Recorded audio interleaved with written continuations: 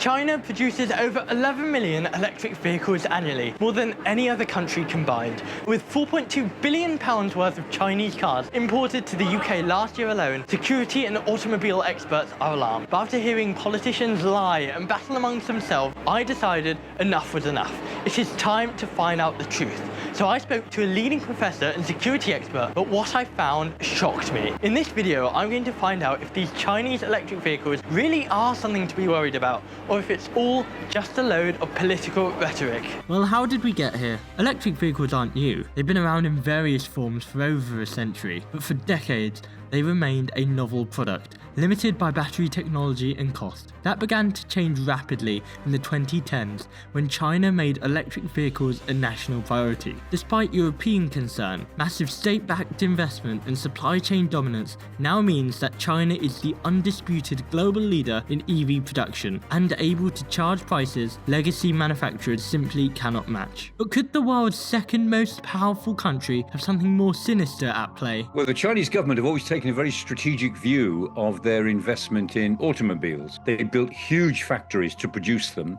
and they deliberately decided to produce subsidized versions. And the Chinese knew that they would or could undercut pricing for EVs. On the surface, this looks like a win for consumers, with electric vehicles that are cheaper to buy, increasingly capable and packed with the top tech. But policymakers and security experts have been asking questions about data, surveillance, and dependency on foreign-built infrastructure. Vehicles like this Chinese MG collect a significant amount of information, from location data to driving behavior to system diagnostics. This certainly isn't unique to Chinese manufacturers. It's a feature of all modern connected cars. But it does raise a wider question about how that data is stored, who has access to it, and how it could be used against users. Article 7, 2017, Chinese National Security Law, which says that any Chinese citizen and any Chinese company is legally obliged to work for Chinese intelligence if they're told to,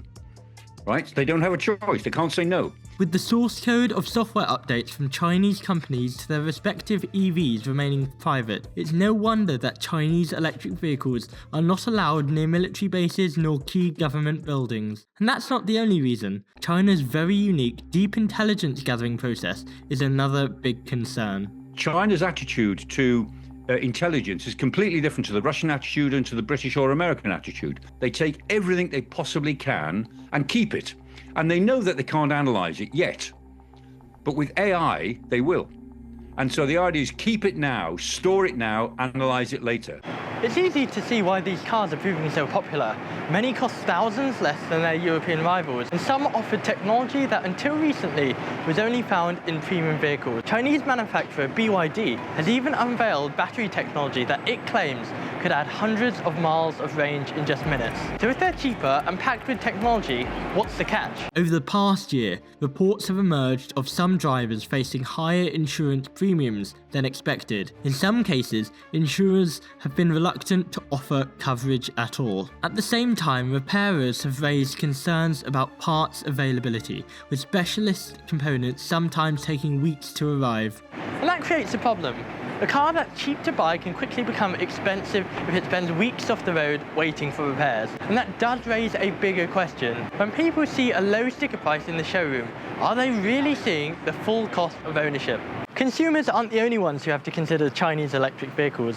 Local government, especially in London, have been investing in Chinese electric vehicles for public transportation.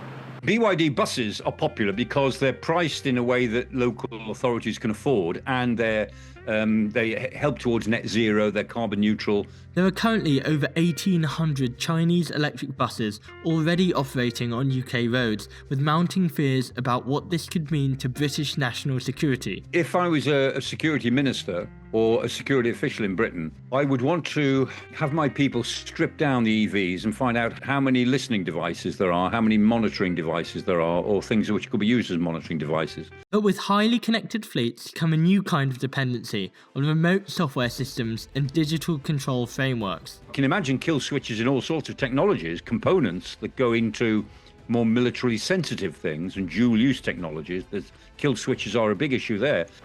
Software-based kill switches could render huge swathes of the country useless, potentially being highly effective in times of conflict. Experts in transport have raised broader questions about how much control operators really have over these systems and how resilient they are in worst-case scenarios. And local people ought to consider if an increasing dependence on a single nation for national infrastructure is a risk they are willing to stomach. These sort of new Chinese EVs, are they very much an economic opportunity or a threat to the British national security? They're both.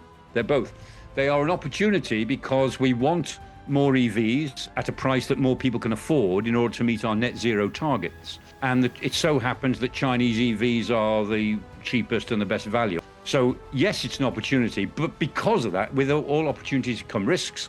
I think the risk has been recognised now throughout government. I'm not confident that it's being managed. So where does this leave us now? Whether good or bad, Chinese electric vehicles are growing in popularity and here to stay. For consumers, they represent affordability and access to new technology at scale. For governments and industries, they raise questions about security and surveillance. And the real question for policymakers is how to manage these risks, alongside maximising the benefits that come with them. If you enjoyed this video, subscribe, and who knows, you may even enjoy this one too.